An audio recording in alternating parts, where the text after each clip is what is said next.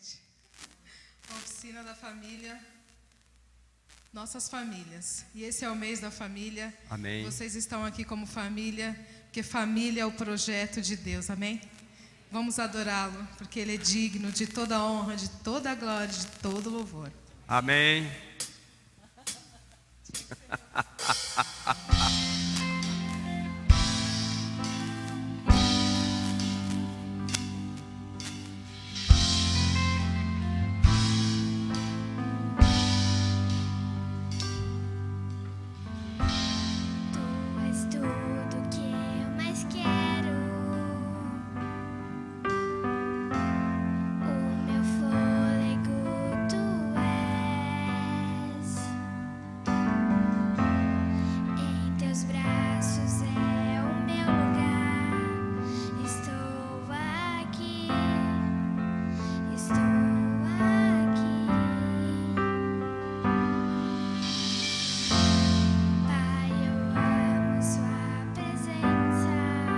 Aleluia!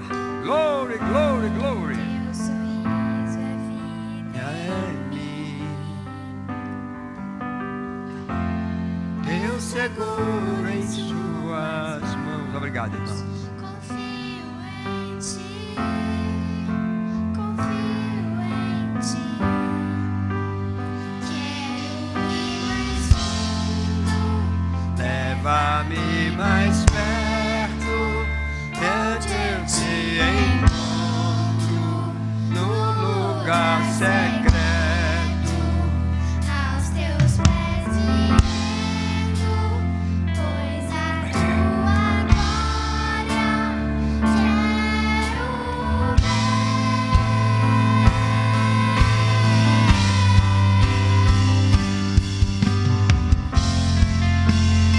Deus é bom, né? Ô rapaz, a Bíblia está guardada.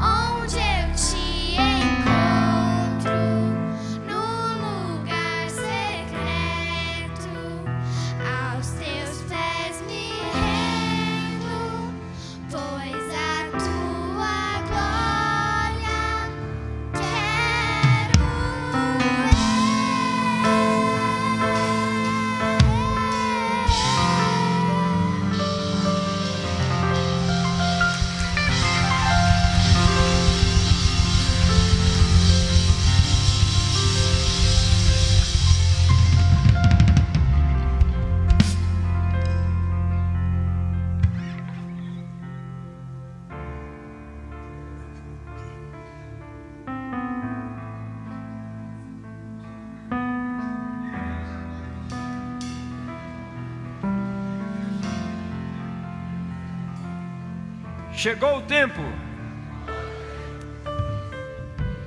Então está se cumprindo, porque os nossos filhos já estão cantando, profetizando através de música, não é? Você não se alegra com isso? Eu fico muito feliz sabendo que tem muito mais. É bom você ficar pronto para o mais de Deus que está para acontecer, com certeza.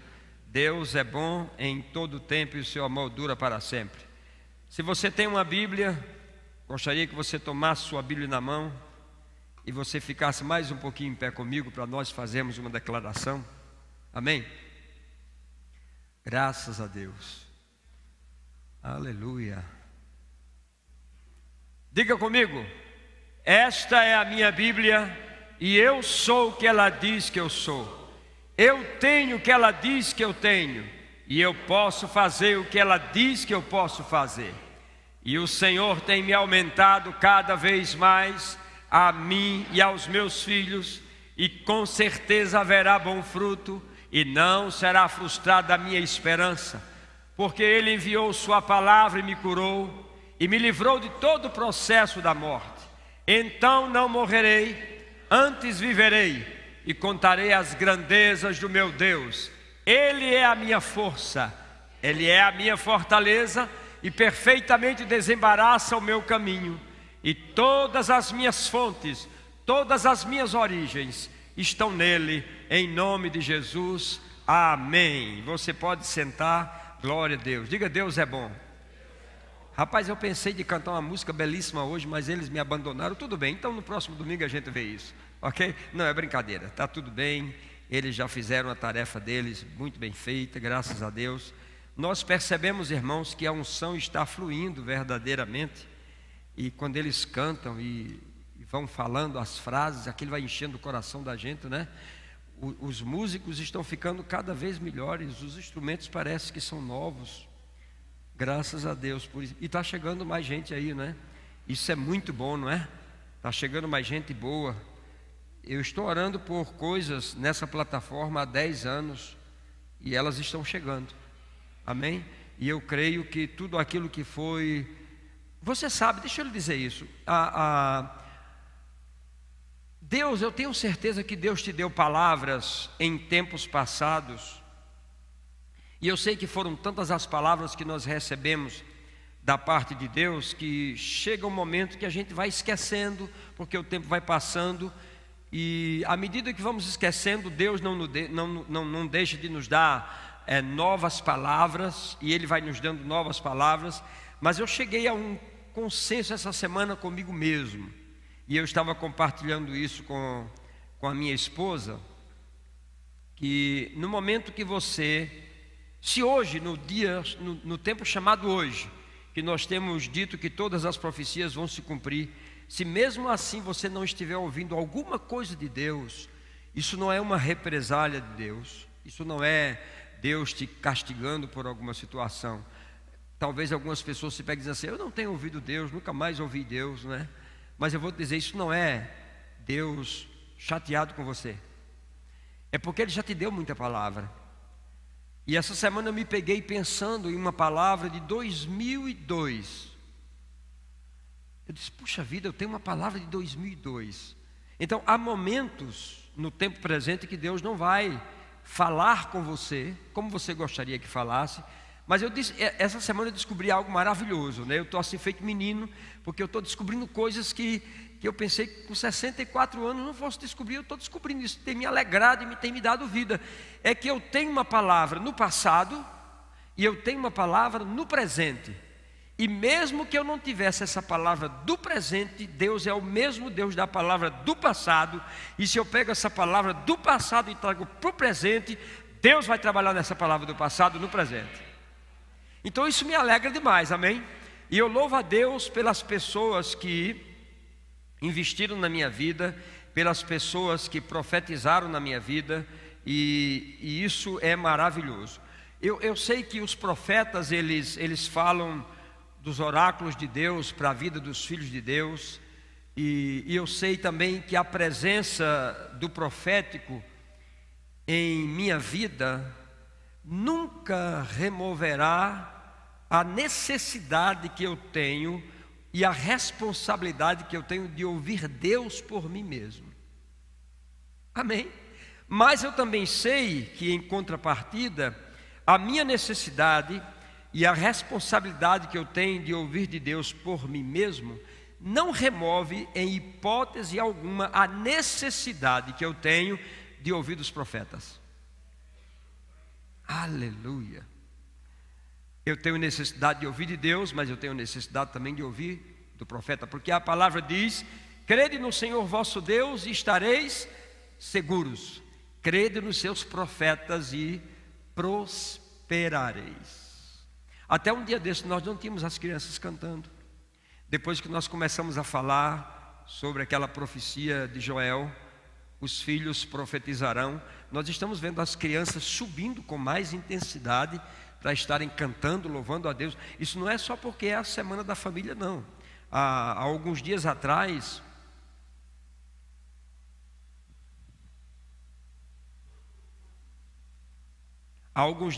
aqui numa reunião, eu estava em Washington, nos Estados Unidos, e fiquei sabendo desse fato e fiquei muito feliz. Eu queria som nesse microfone, por favor. Som, ok. E aí eu soube que uma criança da igreja, numa reunião, teve uma visão do arrebatamento. Olha, irmãos, que coisa linda. A coisa é tão rápida e tão acelerada que a profecia que eu tenho falado é que os filhos profetizarão e os jovens terão. Se os jovens demorarem a buscar do Espírito, a terem as visões, as crianças, além de profetizar, elas vão ter as visões. Então, meus jovens, seja rápido em se posicionar diante de Deus, porque o negócio é sério. Como foi a visão que o nobre, porque o nome dele é nobre, o nobre Arthur teve aqui na igreja? Ele tem 6 anos, amém? A gente estava num culto dos jovens, aqui na frente, e ele estava do meu lado aqui, né, louvando. Quando estava acabando o período de adoração, ele sentou, a gente sentou e ele disse: eu tive uma visão de Deus estranha. Tive uma visão de Deus estranha. Eu estou vendo aqui com os meus olhos, consigo ver com os meus olhos. E aí ele disse que viu um monte de meninos jogando futebol, sem camisa, na terra assim. Os meninos estavam jogando futebol e de repente vinha uma névoa e esses meninos sumiam. E aí ele reiterava: foi uma visão de Deus, é uma visão de Deus. É apenas uma criança de 6 anos, irmãos. Então, o que é que eu percebo que nós temos que fazer? É um tempo de nós nos alinharmos à palavra de Deus. É um tempo de alinhamento dos filhos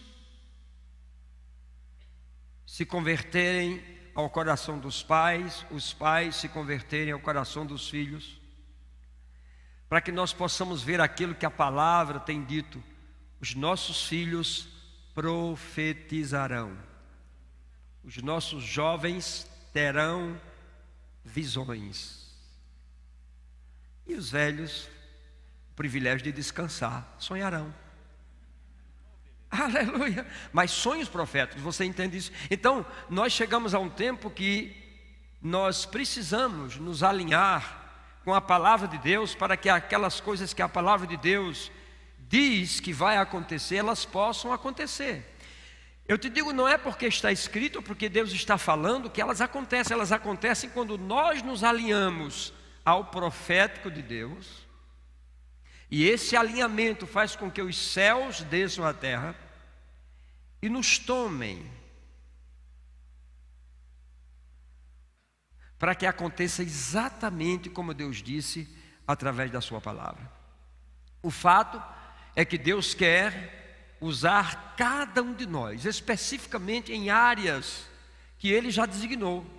Mas é preciso, irmãos, um alinhamento.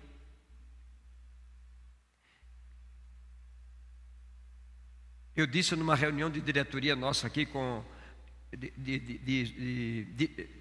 líderes de departamento e liderados, que aqueles que não estivessem em linha com a sua vida fossem sinceros e chegassem para nós e disseram: ó, a minha vida está errada, eu não posso continuar no departamento trabalhando, é melhor que você faça isso. Sabe por quê? Porque se você não fizer, isso vai ficar claro. Mais dia, menos dia, a Bíblia diz: o teu pecado vai te achar. Porque você esconde aos olhos dos homens, mas você não esconde dos olhos de Deus. Então, antes que você seja encontrado em situações que serão desagradáveis, deixa Deus te encontrar no altar, de braços levantados, louvando a Ele, glorificando a Ele. É tempo de nós nos alinharmos. Eu tenho convicção da palavra que recebi, chegou o tempo de todas as profecias se cumprirem, mas isso só será possível, irmãos, dentro de um alinhamento que nós devemos fazer. Diga: Deus é muito bom. Amém, queridos? Vocês me amam ainda? É bom amar para ir para o céu, não é? Diga: Deus é bom. Então, hoje à noite nós vamos falar de alinhamento. Alinhamento, começando pela família, porque é o mês da família, e vamos falar um pouco. Eu não tenho a pretensão nessa noite de ser um pregador, porém, se a unção vier para pregar, eu farei isso. Mas nessa noite eu percebo que eu vou me mover ensinando a palavra. E aí você vai precisar abrir sua Bíblia, não é? Para que você possa me acompanhar. Amém? Então abra sua Bíblia em Gênesis no capítulo 26. Gênesis capítulo 26. Se você não esteve ontem aqui na oficina da família, na formatura, você não sabe o que você perdeu. Foi lindo, foi belíssimo. Glória a Deus, glória a Deus, glória a Deus. Belíssimo, belíssimo, belíssimo. É a palavra que eu tenho para dizer para você. Então prestigie, não só na formatura, mas também entrando para fazer o curso dos casados para sempre. Na oficina da família, vai ser uma grande bênção. Amém? Glória a Deus. E agora nós temos também o curso de noivos, não é? Vai voltar quando essa edição? Breve. E agora, pais para toda vida, aprendendo a cuidar dos filhos. Olha, a igreja tem tudo aquilo que você precisa para ter as ferramentas certas. Agora só depende de você. Se você vem, nós estamos aqui para te abençoar, com certeza. Amém? Diga: Deus é bom. Diga para o seu vizinho: chegou o tempo de todas as profecias se cumprirem. Aleluia. E eu creio que todas aquelas que você um dia recebeu, elas estão assim, ó, tremendo para se cumprirem. Bendito seja o nome do Senhor. Amém. Aleluia, aleluia. Então em Gênesis 26, 35 e 34 e 35 diz assim: tendo Esaú 40 anos de idade, tomou por esposa a Judite, filha de Beere, o Eteu, e a Basamate, filho de Elon, Eteu. Ambas se tornaram amargura de espírito para Isaque e Rebeca. Para que você entenda essa história, eu preciso explicar um pouco para você. Essas moças que vieram fazer parte da família de Esaú, elas não eram de nenhuma tribo, elas não eram do povo hebreu, elas eram etéias. E você conhece a história de Golias, o Eteu? Então, essa junção, ou esse julgo desigual na família de Isaque e Rebeca, trouxe amargura. Essa é a palavra que essa semana me acompanhou em todas as minhas meditações, e eu sem saber, até orei: Senhor, eu estou amargurado? Tem alguma coisa que eu não estou vendo? Bem, é porque Deus quer que nós falemos sobre isso, porque se houver amargura na família, essa amargura precisa ser banida, para que todas as profecias possam se cumprir. Agora, como foi que essa amargura entrou na família de Isaque e de Rebeca? Você deve conhecer, como um bom apologista, a história de Isaque e de Rebeca. Abraão manda o seu servo buscar uma noiva para o seu filho no meio da sua parentela, daqueles que criam no mesmo Deus, tinham a mesma fé. E aquele servo vai e ele encontra Rebeca, que era para Isaac. E Isaac ora, está no deserto orando, e vê aquela moça se aproximando, ela se cobre, bem diferente de hoje, né? As moças, quando vê os rapazes, se descobrem. Não, naquele tempo elas se cobriam, né? Era diferente. E ela se cobre, né? E quando se cobre, ele começa a orar, desejoso de ver o que é que estava para vir. E era uma moça frondosa, bonita. E Deus estava naquele negócio. E foi um casamento lindo, extraordinário. Veja bem, não é porque são duas pessoas de Deus que as coisas podem dar certo. Melhor que sejam duas pessoas de Deus, porém, se nós não alinharmos algumas coisas, pode ser que dê errado também. Muito bem, aqui nesse caso, nós vamos entender que os males que aconteceram nessa família, eles não começaram a acontecer com os filhos. Isso vem antes. Isso aconteceu porque, não obstante Isaac e Rebeca terem esse primeiro momento com Deus, esse encontro glorioso, onde o pai Abraão promoveu, né, que viesse aquela moça dos familiares, Deus havia dado uma promessa. Diga, chegou o tempo de todas as profecias se cumprirem. Deus tinha dado a Isaac e Rebeca uma promessa profética de que eles teriam 2 filhos. E Rebeca era estéril, Isaac ora por ela e ela engravida e está lá 2 filhos. E Deus disse, olha, no nascimento dessas crianças deve acontecer algo que deve ser feito dessa forma. E essas crianças começaram a crescer no ventre e havia uma confusão no ventre de Rebeca, e ela ficou sem entender. E ela um dia foi conversar com Deus em oração. O que é que está acontecendo, Senhor? Ele disse, é porque no teu ventre tem 2 nações. Você ter 2 nações no ventre é um negócio muito sério, né? Existem nações que são pequenas, existem nações que são muito grandes. Isso é um negócio muito sério. E ele disse, 2 nações. E eu vou dizer a você como é que você deve proceder no nascimento dessas 2 nações. Não eram apenas 2 filhos, eram nações. E ele disse assim, pela nossa regra judaica, aquele que nasce primeiro se torna o mais velho, porque veio alguns minutos antes, e esse será aquele que será considerado o primogênito.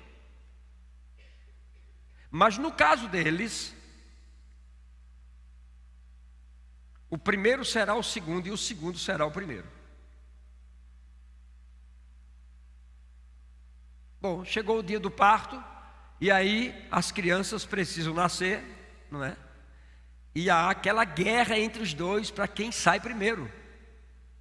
Há uma promessa, há uma palavra profética ali. E lá vem Esaú, sai primeiro, e Jacozinho está lá pegado na perna dele, segurando, como que diz, era para ser eu, rapaz, mas não teve jeito. E Esaú sai, mas os pais tinham uma promessa. Eles tinham uma palavra profética de como eles deveriam seguir com esses filhos. E sabe o que aconteceu, irmãos? Eles não deram ouvidos à palavra profética que receberam. E o fato é que as crianças nascendo, Esaú ficou como primeiro e Jacó ficou como segundo todo o tempo. E esse não era o projeto de Deus. O projeto de Deus para ali era outro. Bem, a Bíblia diz profeticamente que no final dos tempos, disse o profeta Joel, os nossos filhos profetizarão. Essa é uma palavra profética para os pais.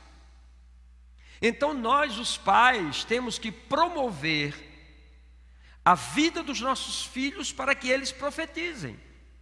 Agora, quais são os meios que nós estamos colocando à mercê dos nossos filhos para que eles entrem nesse ministério? Ainda mesmo que pequeno, como o filho da irmã, a ministra Rafaela, com 6 anos, que tem uma visão do arrebatamento.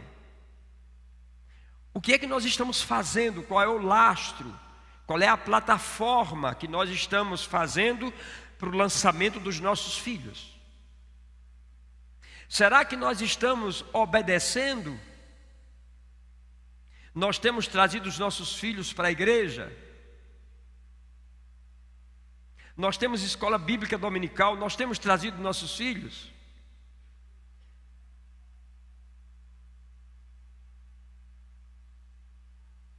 É uma palavra profética que nós temos. Eu posso arriscar que muitas das coisas que nós vamos viver daqui para alguns dias na frente, se nós estivéssemos promovendo a plataforma de lançamento para os nossos filhos, nós ouviríamos dos nossos filhos as muitas respostas que nós não temos tido. Nós teríamos da boca dos nossos filhos essas respostas. Mas que plataforma nós estamos trabalhando para que os nossos filhos possam profetizar? Nós os estamos incentivando a buscar a Deus? Quando eles deitam à noite, nós sentamos para orar com eles? Ensinamos a palavra? Como o pastor Bruno disse, temos tudo em comum ou não? Minha filha hoje, eu vinha para a escola dominical com ela e ela me perguntou assim, do nada, as crianças é interessante demais, do nada ela perguntou assim, papai, quantas contas você tem no banco? Isso foi porque ela me entregou Ravi, né? Que ontem Ravi saiu com ela, e aí eu dei um dinheiro ao Ravi, ela disse, papai, Ravi deu dinheiro ao banco. Ela entregou, né? E ela disse, quantas contas você tem? Eu disse, eu tenho uma conta no Banco do Brasil, eu tenho uma conta no Citibank, eu tenho uma conta no Bank of America, nos Estados Unidos, e só. Ela disse, e por que você não faz uma conta para mim?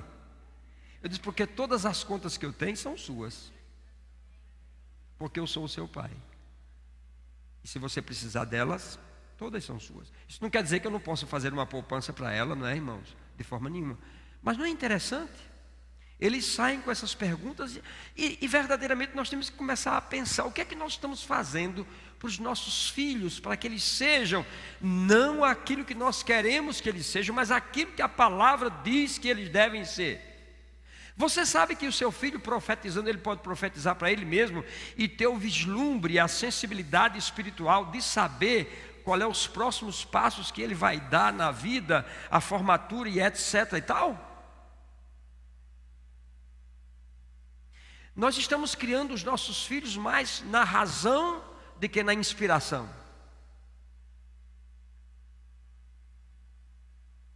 E foi por abraçar a vida de razão que Adão, perdendo a inspiração, pecou.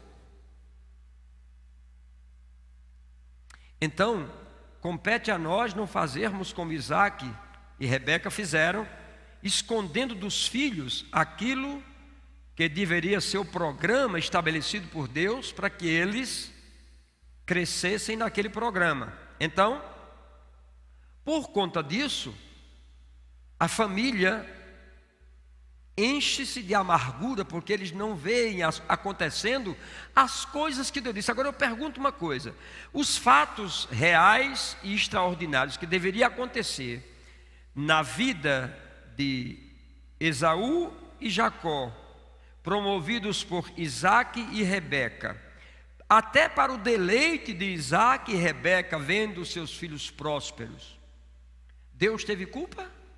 Não, absolutamente. O que aconteceu foi a negligência na palavra recebida. Por isso que a Bíblia diz, não sejais somente ouvintes, mas praticantes. Por isso é necessário um alinhamento com relação à palavra, com relação à vida, às coisas que nós estamos fazendo, o que nós estamos ouvindo, o que nós estamos falando, o que nós estamos vendo, o que nós estamos passando. Isso é profundo, irmãos. Amargura, segundo a Bíblia, é como se fosse um espinho. A Bíblia diz assim: segui a paz com todos e a santificação, sem a qual ninguém verá o Senhor, atentando diligentemente para que ninguém seja faltoso, separando-se da graça de Deus. É possível separar-se da graça de Deus? Sim. Não haja alguma raiz de amargura que, brotando, vos perturbe, e por meio dela muitos sejam contaminados. Então, raízes de amargura dentro de um relacionamento, raízes de amargura de pais para filhos e de filhos para pais. A Bíblia diz que é uma contaminação. E essa contaminação, ela passa de geração para geração. E esse não é o projeto de Deus, não foi o projeto que Deus estabeleceu para que nós vivêssemos. Amém? Diga: Deus é bom. A Bíblia chega a dizer que ninguém seja profano como foi Esaú, o qual, vivendo tão naturalmente, afastado de tudo que era profético da parte de Deus, trocou aquilo que ele tinha de mais precioso por um prato de comida. Ou seja, ele trocou os valores. É isso que a Bíblia está dizendo. E diz que houve um momento que ele foi rejeitado, e quando ele buscou essa bênção, ele já não encontrou nada, e aquilo foi um caos para a vida dele, e ele se encheu de mais amargura, e não só amargura, mas também muita ira no seu coração. Então, há uma forma de nós trazermos alívio para a família, tirando as amarguras que possam existir. Os relacionamentos feridos, machucados, muitos deles que Deus não disse que deveria ser, mas que nós tomamos a liberdade de fazermos por nossa própria cabeça. Mesmo assim, Deus está pronto para trazer uma restauração. Deus está pronto. Agora perceba, a Bíblia diz que houve um tumulto tão grande na família de Isaac e de Rebeca, que chegou-se ao ponto de dizer que Isaac amava Esaú e desprezava Jacó. Entre mentes, Rebeca amava Jacó e desprezava Esaú. E a Bíblia diz que o lar dividido não subsiste. Você já imaginou um lar onde o pai ama mais um filho do que o outro, e esses filhos ficam sabendo disso? Por mais silêncio que eles deem como conotação para esse fato, isso está guardado. Haverá um momento que isso vai explodir. Eu vi ontem uma mãe, amiga nossa, dizendo que o filho era muito tímido, e tão tímido que aconteciam coisas com ele e ele não falava, e aquilo machucava, né? E ele foi ensinado que é como se fosse uma garrafa, que vai enchendo, de repente explode porque não aguenta mais. Então é necessário que você vá colocando para fora as coisas que você sente. É por isso que existe um relacionamento de conversação dentro da família, com casal e filhos, para que a gente chegue a... Olha, irmãos, a pior coisa que pode existir no relacionamento é você falar meias palavras, é você esconder verdades, porque o outro não vai aceitar. Você já sabe que ele não vai aceitar, então você fala meias verdades. É melhor você ser sincero e ouvir um não, e deixar Deus trabalhar esse não no coração da esposa ou do marido, do que você ficar com meias palavras, tentando de alguma forma que haja um conchavo em prol de você mesmo. Isso não é bom.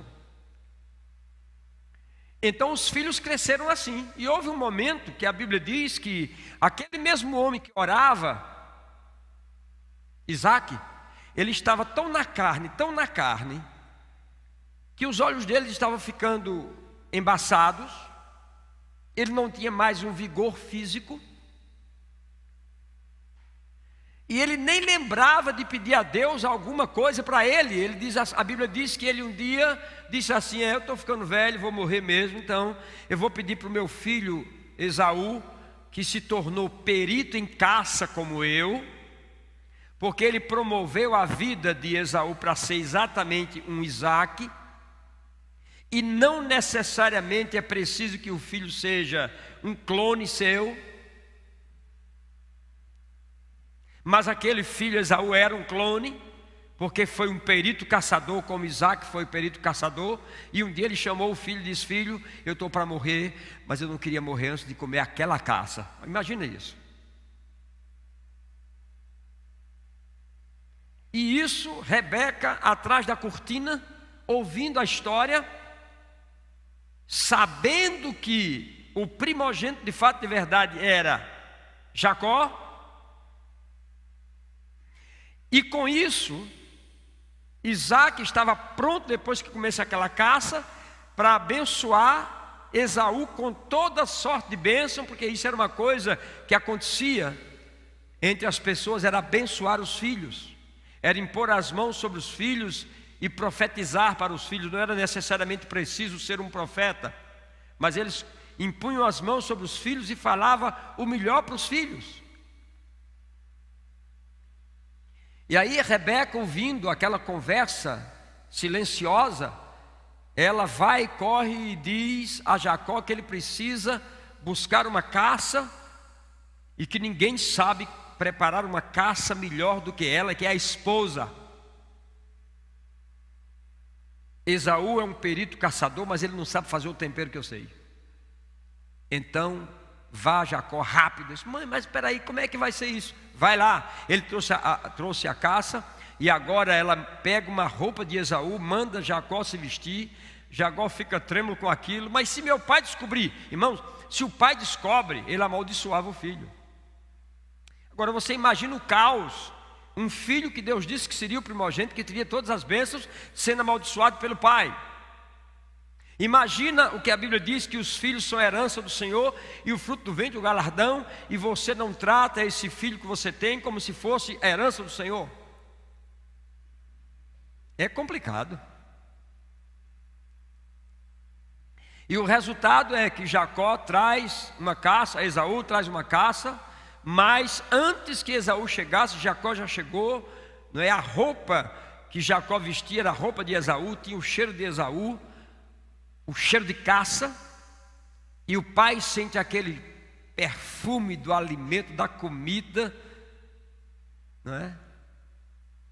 E Jacó chega perto do pai e entrega meio trêmulo, né? E o pai apalpa e se confunde, porque quando você não está na inspiração, a razão te traz confusão na verdade.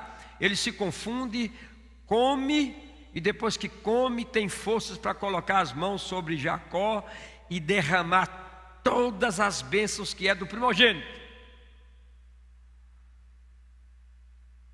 E eu acredito que Jacó deve ter saído dali trêmulo. Rebeca, com um sentimento de dever cumprido.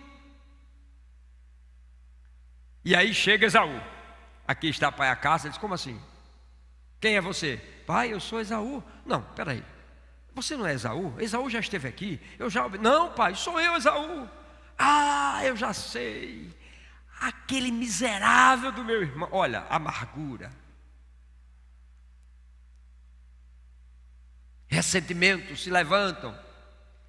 E agora o pai não pode abençoar Esaú, porque já deu a bênção a Jacó. E aí Esaú, não só amargo, ele se enche de ódio e diz: vou matá-lo. Imagina como está ficando essa família. Rebeca escuta isso, diz: Jacó, foge. Aí o que é que acontece? Jacó sai na frente, Esaú sai atrás para matá-lo. Isaac está na sala, na cadeira de balanço, vendo bem pouco, já velho. Rebeca na cozinha fazendo a papinha dele, e os filhos um correndo com medo do outro. Eu pergunto, onde está essa família? Acabou.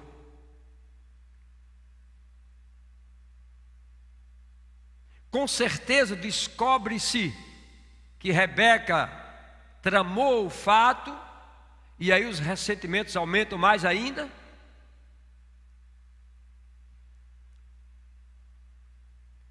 E só haveria uma forma de uma restauração e de uma reconstrução se os corações envolvidos nesse lamaçal de enganos se arrependessem. Se não houvesse arrependimento, não teria como se resolver aquela questão. E aí você conhece a história tão bem quanto eu conheço. O fato é que eles caminham durante 20 anos, irmão. Isso é muito. Durante 20 anos esses irmãos não se veem. Durante 20 anos Esaú tem uma amargura, uma sequela, um ódio, uma ira por 20 anos. E por 20 anos Jacó, inchado de bênção, morrendo de medo de encontrar o irmão. Que silêncio é esse? Vocês estão gostando dessa mensagem, irmão?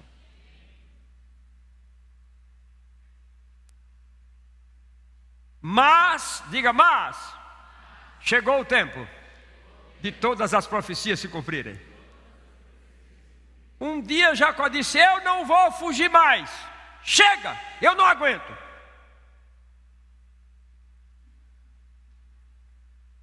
E ele diz, fiquem aqui,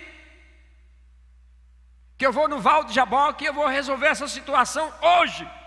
Eu não aguento mais. Eu espero que essa seja a noite que você diga para Deus, você e Ele, eu não aguento mais. Eu vou fazer as pazes com a minha família. Eu não quero ninguém amargurado comigo, eu não quero ficar amargurado com ninguém. Eu quero me alinhar com aquilo que Deus tem, porque eu quero viver o melhor de Deus. E a Bíblia diz que Jacó entrou naquele vale. E aí, naquele vale, Deus vem. E era a oportunidade que Jacó tinha para resolver essa questão definitivamente. Não tem como resolver se não for com Deus, irmãos. Tem que ser com Ele, tem que se pegar com Ele, tem que buscar dEle. Dizer, Deus, cura a ferida lá e cura a ferida cá. Tira as raízes de lá e tira as raízes de cá. Nós queremos isso resolvido. Chega, chega, chega, chega. A sua palavra diz que eu posso comer o melhor da terra, diz que eu vou reinar em vida, e eu não tenho visto isso. O meu vizinho ímpio, a bicicleta dele é do ano, a minha é de 1930, como é que pode isso? Se eu estou cheio de promessa, inchado de promessa, todo domingo tem promessa na igreja, todo domingo tem promessa e não acontece nada. Ei, vai acontecer se você alinhar a sua vida.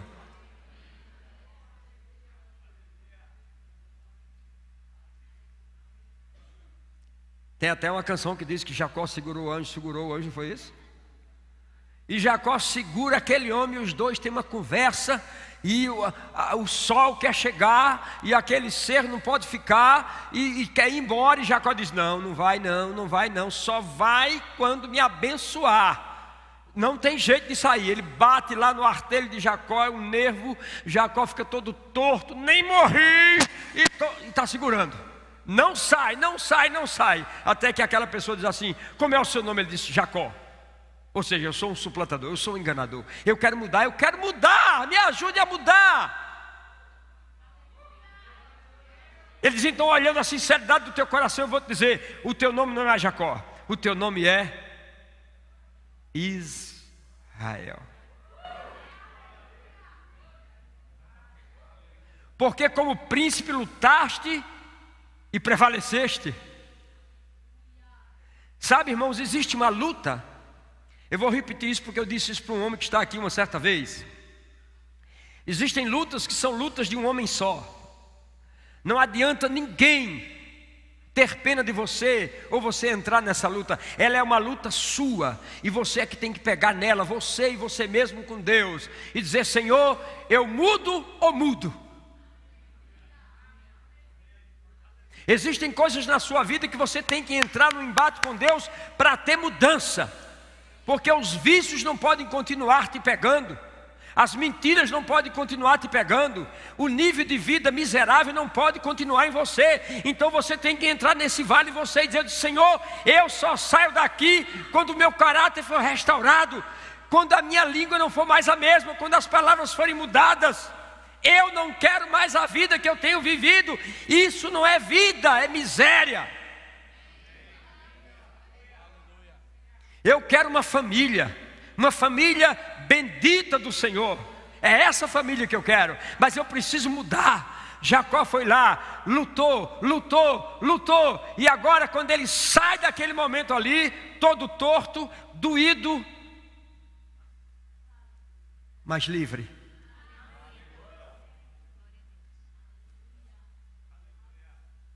E agora ele pega a família e, ao invés de continuar a jornada, ele diz: gente, meia volta. Vai para onde, Jacó? Eu vou encontrar meu irmão.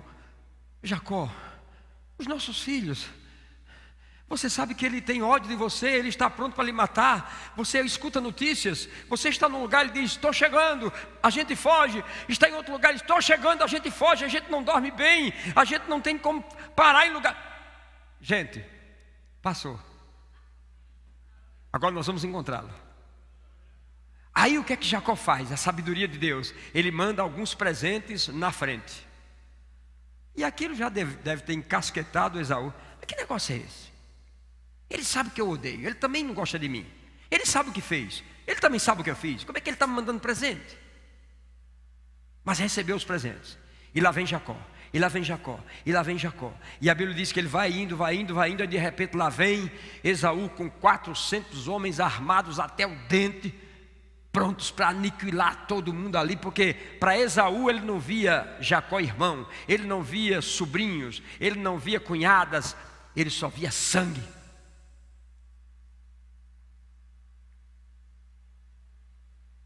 Mas Jacó vai caminhando, e à medida que Jacó vai caminhando, por aquele momento que ele teve com Deus, que esvaziou o seu coração, que se entregou, que limpou toda aquela mazela que ele acumulou de 20 anos, aquilo foi transparecendo.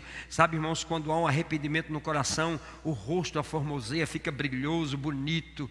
E ele foi andando, e aquele homem veio de lá, olhou e disse: é rosto de anjo? Parece um Deus. Jacó já não era o mesmo aos olhos de Esaú. E ele foi se aproximando, disse: oh, meu irmão. Aí se abraçaram.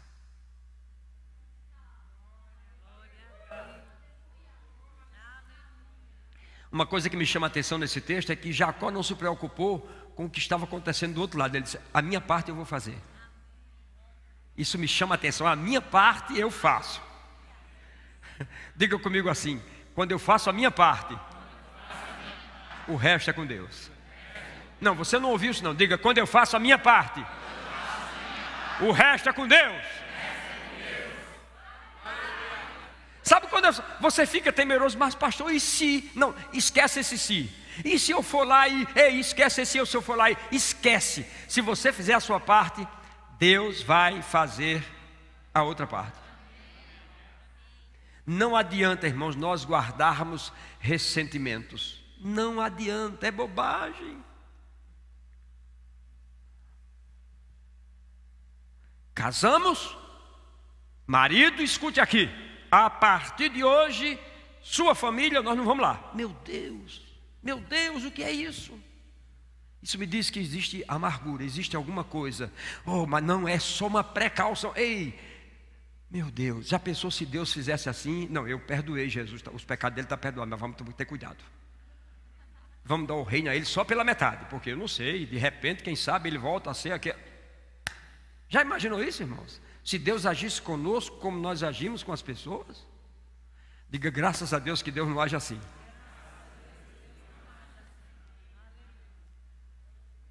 Nós precisamos acreditar que quando nós enchemos o nosso coração do amor de Deus, o outro lado pode ter uma mudança. Ou nós não acreditamos em mudanças?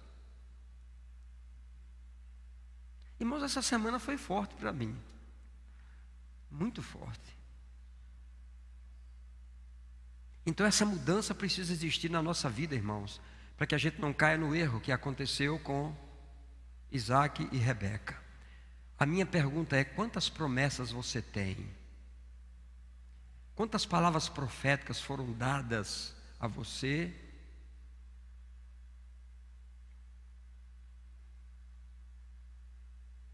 Existem coisas que nós não podemos brincar com elas. Ontem à tarde eu disse aqui numa reunião de líderes, de pastores, e agora muito mais enfaticamente para pais e filhos,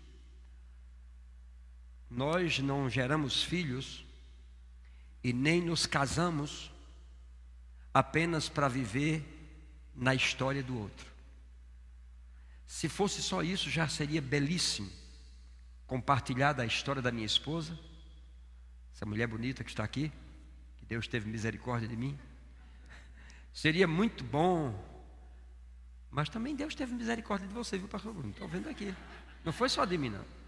Então seria muito bom participar da história dela, já é uma coisa extraordinária. Nós temos 32 anos de história, mas temos 2 filhos, um filho com 29 e a menina que veio 21 anos depois. Imagina isso, de uma promessa. Mas essas pessoas que se uniram, eu e ela e eu e nossos filhos, nós não estamos aqui apenas para tocar na história de vida. No momento que nós nos entrelaçamos e fizemos uma aliança, é porque nós temos que ir além da história um do outro. Nós vamos tocar no destino um do outro. E como tocar no destino de pessoas, principalmente aquelas que são mais nossas, mais chegadas, com amarguras, com ressentimentos? Não tem como. É por isso que Deus promove um momento como esse de hoje à noite, onde eu tenho todo o direito de falar e você ficar calado, ouvindo. Mas o que eu estou dizendo é verdade. Chegou o tempo de nós nos alinharmos, irmãos, tirarmos as queixas, as mágoas. Agora, isso não vai ser feito se cada um ficar no silêncio, vivendo a vida comum como se nada tivesse acontecido. Se existe algum ressentimento, nós precisamos sentar e conversar. Mas pastor, você não sabe quem é meu marido. Não preciso saber, irmão. Se eu for dizer ao meu marido o que eu sinto, ele vai quebrar tudo em casa. Tenha um dia daqueles que já teve com Deus. Porque eu vou te dizer uma coisa: agindo Deus,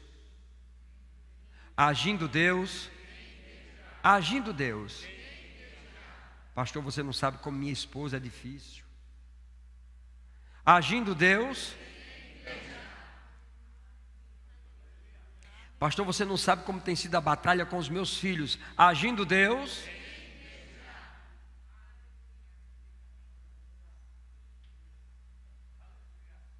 pastor, eu tenho vontade, desejo de fazer amizades, amigos. Agindo Deus, bem sei, Senhor, que tudo podes e que nenhum dos teus planos podem ser frustrados.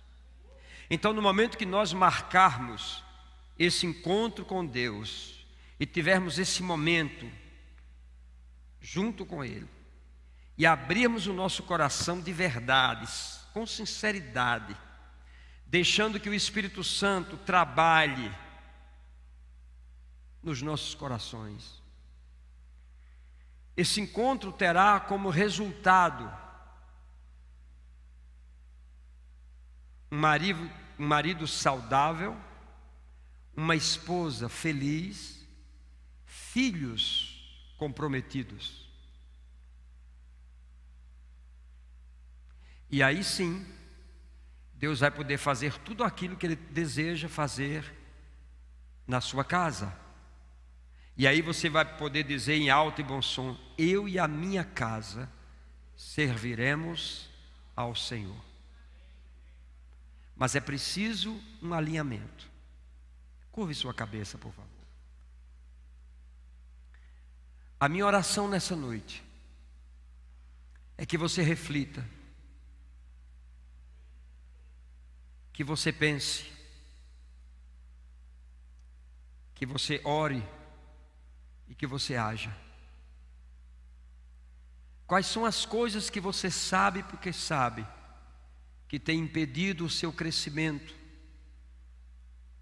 que não tem deixado você ser o homem, marido que você deseja, que não tem deixado você ser a mulher, esposa que você deseja?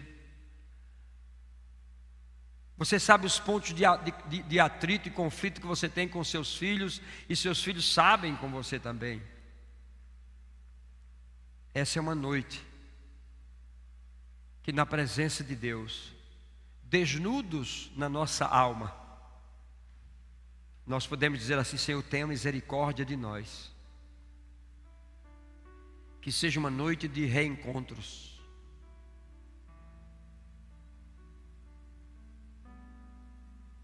Um telefonema para alguém que está longe, e Deus pode utilizar suas palavras para acabar com guerras e conflitos que possam existir não somente dentro de você, mas também do outro lado. Isso só depende da posição que nós tomarmos. Se nós tomarmos uma posição de excelência, de qualidade nesta noite, irmãos, eu vou dizer para você: Deus está pronto para agir. Deus está pronto para restaurar, para trazer cura nas feridas e nas amarguras existentes. O propósito de Deus não é ver maridos amargurados nem esposas amarguradas. O propósito de Deus não é ver pais amargurados, não é ver filhos amargurados. O desejo de Deus não é ver os irmãos em amargura.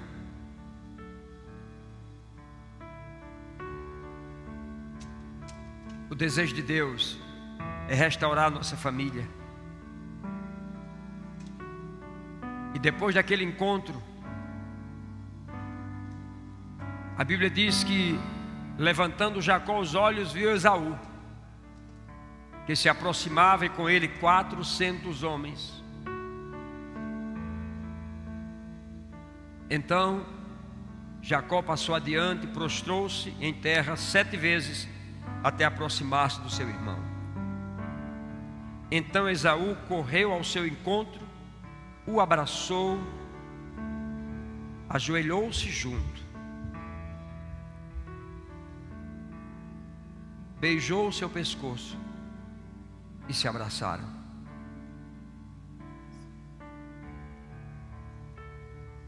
É tempo de abraçar, é tempo de beijar, é tempo de curar feridas na alma, nos sentimentos, nas emoções, principalmente coisas que passaram há tantos anos, que nos deixa até hoje cabisbaixos, sem força para encarar as situações que a vida traz. A minha oração é que nessa noite o Espírito Santo de Deus encontre o meu e o seu coração prontos para a reconciliação, para que qualquer amargura existente na família, cura se manifeste